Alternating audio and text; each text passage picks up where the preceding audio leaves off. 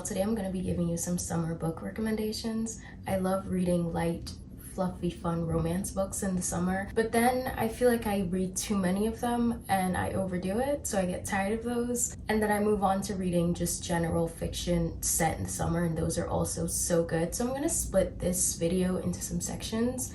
The first section is going to be the light, fluffy, cute romances. And then the second section is going to be general fiction that's set in the summer. And sometimes they describe like the summer heat so well. It's almost like if the summer heat is a new character in the book and it's just affecting everything that goes on within the book, their desperation, their anger, all of their emotions. So I love reading books like that too. And then the last section, I'm gonna recommend books that I feel like have been recommended literally every year for the past 3 years or something, but I still need to mention them because obviously they're good and they're worth it. And if you haven't read them yet, I'm gonna try to convince you. The first book I'm going to talk about is The Good Part by Sophie Cousins. I feel like I don't hear that many people talking about this, or maybe I'm just completely late to it, but this book was so good. It's about a girl who is just down on her luck. She's not having the best time in life right now. She's 26. She hates her job. Well, she doesn't hate it. She just feels like she's not climbing up the ladder, you know? She lives in a really bad apartment with roommates, and she just doesn't feel like she's where she's meant to be in life at 26. Her dating life is also really bad, and she just overall wants to skip to the good part of her life where she has it all figured out. And so that's what happens. She like wishes to skip to the good part, and one day she wakes up and she is in that new life, but she is obviously so lost and confused. She has no idea how she got there. She randomly wakes up one day in a nice house with a husband and kids and a better job, and she has to go through this dilemma of if she wants to stay in the good part of her life or if she wants to go back and like experience it all and feel everything, because obviously when she skipped ahead, she lost things and she gained things. And the book kind of just takes you through her trying to navigate her new life and also trying to get back to the old one. This book is so wholesome. The pacing of it is so amazing. It's so fast paced, and you're just thrown into the story. Like, it never felt too slow. It never felt like it was dragging on. It's pretty short, honestly. I feel like there's so many heartwarming moments in here, a couple heartbreaking ones. I think this would be a great book to binge during the summer, just on the beach or in your room, literally at any time. This is one of the books that I finished in one sitting, so I definitely would recommend this one for the summer. The next book I'm going to talk about is You Made a Fool of Death with Your Beauty. This is about a girl who's been grieving a past relationship for a while, and she just recently started seeing people again, but very casually. So she's seeing this one guy, and they end up going on a Caribbean vacation for work purposes, even though she kind of just started seeing him. She's very casual about it. He seems more serious about her, but she has always told him, I'm not ready for anything too serious. But when they get to that Caribbean island, I don't think they ever specified which one. I think they just kind of described a really beautiful Caribbean island, and I feel like that in itself gave such summer vibes. But when they get there, they're staying in his father's house, and this guy, he has to leave for a little bit, also for work purposes, and so she's just staying there. She's an artist, so she was meant to just be there working on her art and whatnot. But then she starts falling in love with her fling's father. And that's how the story kind of unfolds. It's just so messy. I don't even know who I'm rooting for. This book makes me question my morals. But it's just fiction. It's fun, dramatic, very messy. I think this would be a great beach read. The description of the island, so amazing. I literally don't think they mention which island it is though, but I do remember when the guy had to leave for a little bit to go to work, he went to Antigua, and I remember that specifically because I'm from Antigua. There's this one line that I love in this book that says, I will hold anything you tell me with care, just let it be the truth. I'm not rooting for them because that's weird, but at the same time, I really liked that line. But yeah, this is also really short, very easy to binge. I think this would be a really good beach read, and just for the summer in general. So these next two books that I have are by Rebecca Searle, and they also feature magical realism, something that I absolutely love in books. The first one, Expiration Dates, is about a woman who gets notes throughout her life, and it would say the name of a guy and an amount of time, and that's how long she's gonna date that man for. So it could say like Matthew 5 years, and she will date Matthew for 5 years. That was a random one. I don't think there's a Matthew in here, but anyway. So she always knows when her relationships are gonna end. She doesn't know how, but she always knows when they're gonna end. And one day she gets a note with a name and no date, and she thinks that she's meant to be with this person forever. She thinks, this is it. This is my forever person. I'm gonna get married to him. And then you kind of just go through the motions of that and you figure out why this thing keeps happening to her. It's really interesting because I found this book pretty mundane for a lot of it. But once you find out like the purpose of this book, it really hit me like a bus, and I really enjoyed it a lot. I feel like all of Rebecca Searle's books are like under 300 pages, so they're just so good for the summer. Lay out on the beach and you can honestly finish it in one sitting. The next one I have is The Dinner List. I have been raving a lot about this book in like 3 of my past videos, so maybe I should shut up, but I won't. So this book is about the question that's like, if you could have dinner with anyone dead or alive, who would it be? This girl is having that dinner for her birthday, and she has Audrey Hepburn there, she has her professor, one of her past professors, she has her best friend, and she also has her ex-boyfriend there. And it kind of goes through why every person is there and what they're contributing to this dinner, and she has unresolved issues with everyone. This book is so good. I expected it to be really lighthearted, but it was so emotional, and it really did hit me like a bus. So if you want something emotional, if you want to cry a little bit on the beach, I mean, I cried a little bit, you might not, but this one is definitely a little bit more emotional than the others that I'm mentioning. Please go read this at any time of the year, but pick it up for this summer. Okay, so all of Emily Henry's books, I'm recommending all of them. I feel like Emily Henry gets recommended all year round, which she should. So sometimes I feel like with romance books, it can be so just about the 2 main characters and no one else is involved. Like, they don't talk about their families or their friends or anything. And I think sometimes, 1, it gets boring, 2, it feels so unrealistic, and it's just like, how do you have a good solid plot without that? I feel like the other characters sometimes really bring a romance book together, and I think Emily Henry does that really well. Even though all she writes is contemporary romance, it's not always just centered around 2 people falling in love. It is about that, but then it also shows everything else that they're going through in life. And she writes such relatable characters, and that's why when I'm reading these books, there's just so many annotations, because how I feel is just on that page. I feel like Emily Henry has written how I feel through so many of her characters in her books, and it just makes for an amazing read. My favorite thing is when I don't know how to express how I feel, and then it's right there in a song or a book, and it's just the connections that I have to Emily Henry's characters.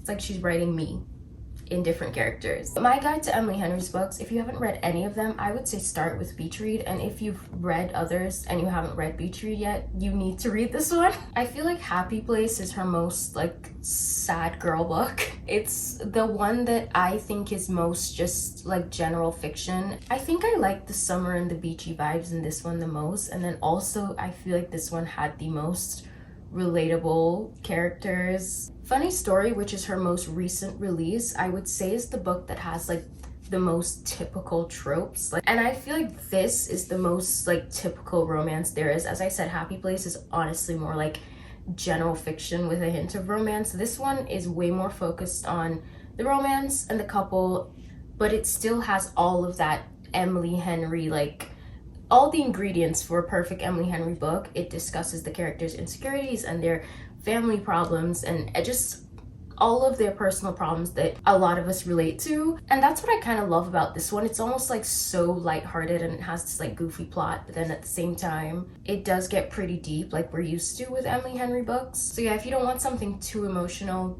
I feel like I would pick this one up. Book Lovers, I feel like, has the least summery vibes. It starts off in New York and then they go on a vacation, but it's just in like a small charming town. It's not a beach town, right? I don't think it is.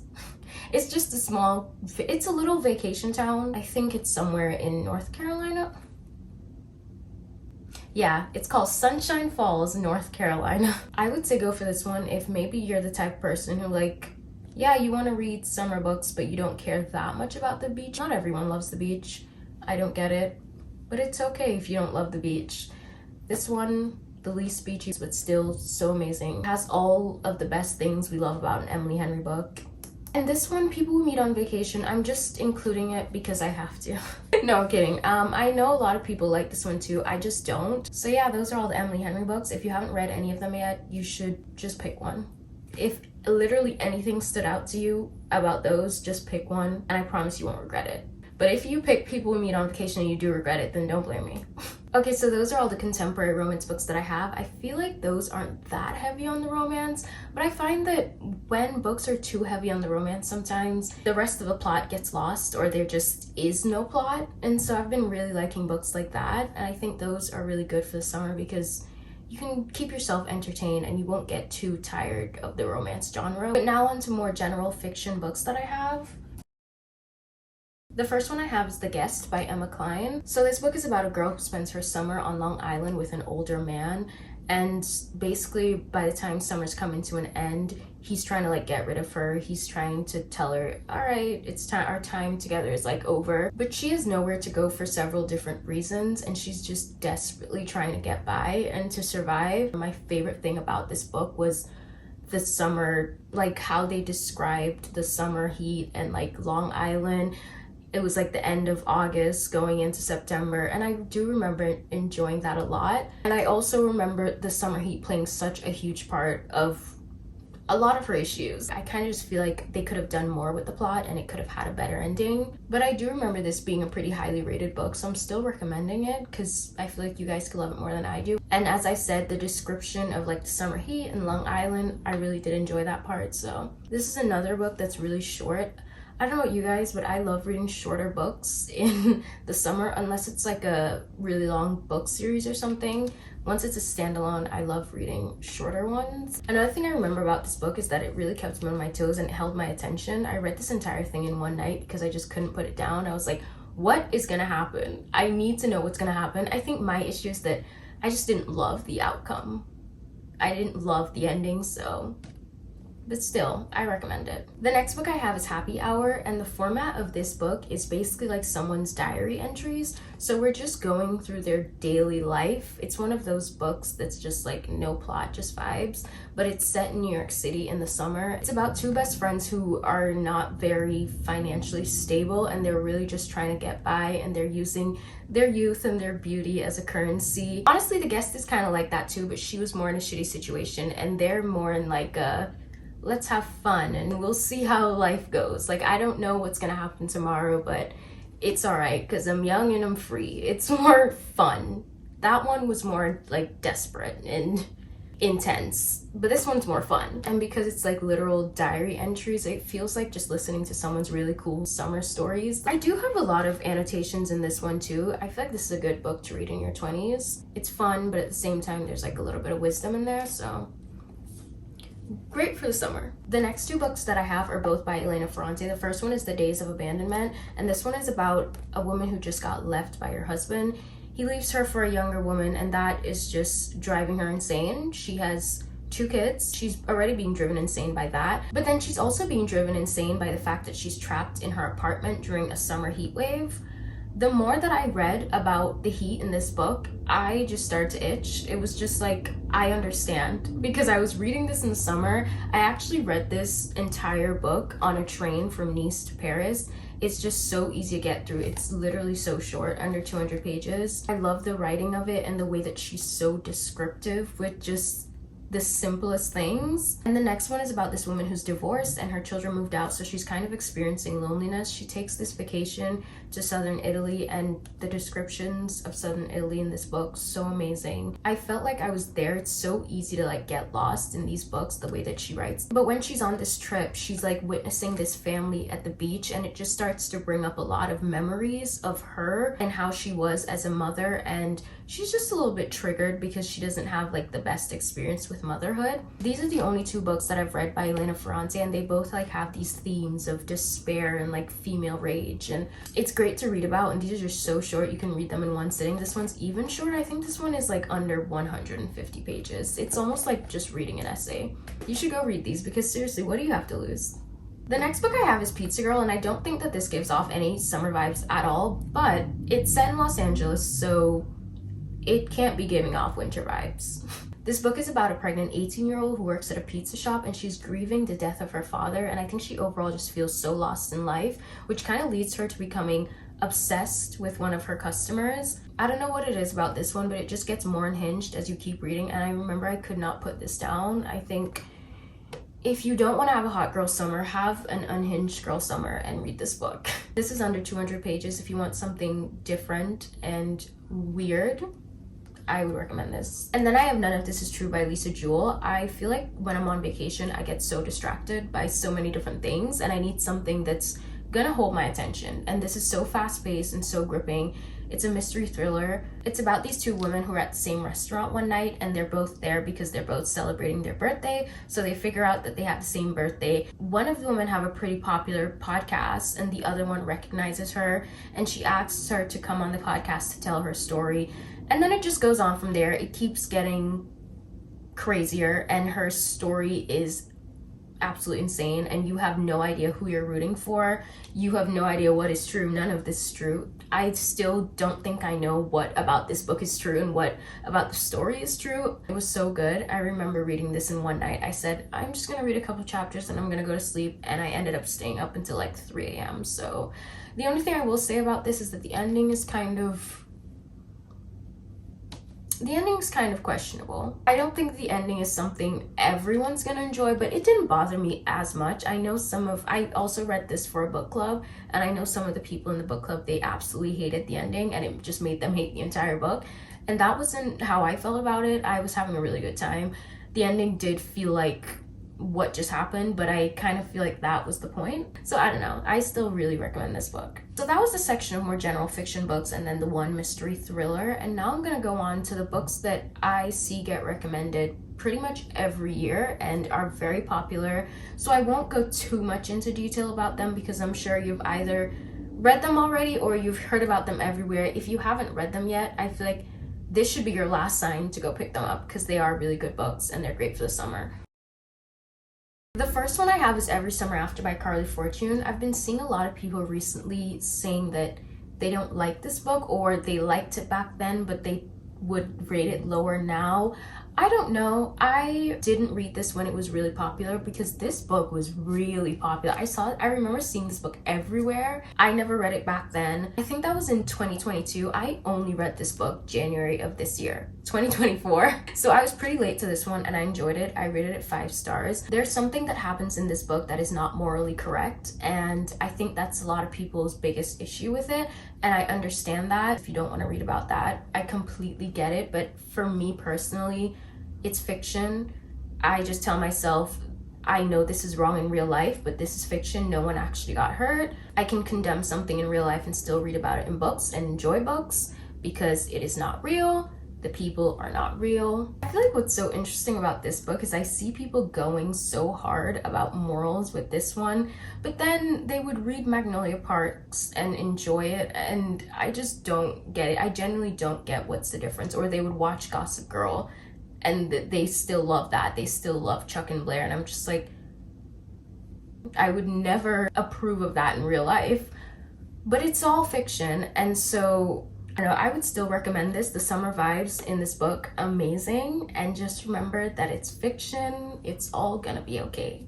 The next book I have is Daisy Jones and the Six, and I recently reread this, literally finished it like 3 days ago, and even though I knew it was gonna happen, I bawled my eyes out. This book will just never not hit me. I already had so many annotations originally, and then I started annotating over the annotations, and I have even more annotations now. I wish I tabbed my book so you guys could see, like almost every page would be tabbed. This book is so good, and I don't know what, there's nothing like specific about it that gives off summer beachy vibes. Definitely no beachy vibes, but like there's nothing specific that gives off summer.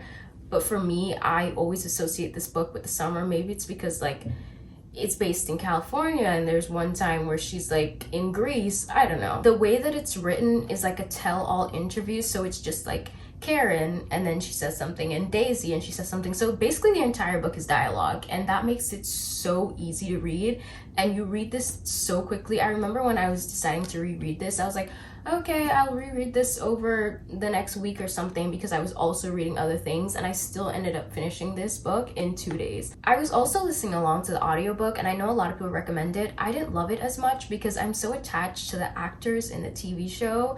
I feel like I was trying to hear them and picture their voices, but they sounded so different, especially Billy. Oh my god, Billy, The Billy on the audiobook sounds nothing like Sam Claflin, and I feel like they should redo it and make Sam and Billy like match up. I don't know. Also, Suki Waterhouse as Karen is like my Roman Empire, so not hearing that voice just threw me off. But the voice for Daisy is actually really good. The voice for Camila is pretty good too. I feel like the voice for everyone else was good, but Karen and Billy was really throwing me off. So it's not my favorite. If you've watched the show, it might throw you off too, but still a pretty good audiobook. I would just recommend reading the book though. It's so easy to get through. I will love this book forever. The next book I don't have a physical copy of, but It Happened One Summer by Tessa Bailey. I remember having no expectations for this book because I read another book by Tessa Bailey and it just was not very good. But this one was really good, surprisingly. I thought, even the plot line when I read it, I was like, I feel like I'm gonna hate this. I feel like I'm gonna hate the characters, but I didn't. I loved it. I loved everyone. I really recommend it. I never read the second book in the series. I think it's about two sisters. So there's the first one and the second one. I never read the second one, but the first one, really good. Archer's voice, I don't remember a lot about this book. I read it a really long time ago, but I do remember crying at the ending. I remember the ending of the book, but I don't remember everything like in between and the beginning and stuff. I gave this 5 stars though, cried at the end. If you're having a sad girl summer, this is the one for you. If you want to cry a little bit this summer, pick this one up. The Bodyguard by Catherine Center. This doesn't really have anything to do with summer or beach or anything, but it's just a really good romance book to read. Really fast-paced, such a good plot. So wholesome. Emily Henry has a little quote on here, so we trust Emily Henry. And you should trust me too, so go read it. The last book I'm going to talk about is Just for the Summer by Abby Jimenez, her most recent release, and I feel like everyone has been talking about this. I feel like everyone's probably shoving this book down your throat already, but all I'll say is please read the rest of the series before you get to this one. They're interconnected standalones, so you technically can read this one without reading the rest, but trust me, it will hit different when you've read part of your world. And you won't be disappointed because Abby Jimenez, this entire series has been pretty amazing. Yours Truly is also one of my favorite books, but this is my favorite romance ever. So definitely get to this one. Those are all the summer book recommendations that I have. I hope you found something that you're interested in, or a few. If you have any summer book recommendations for me, please comment down below. Thank you so much for watching. If you enjoyed this video, please give it a like and subscribe for more, and I'll see you soon. Bye!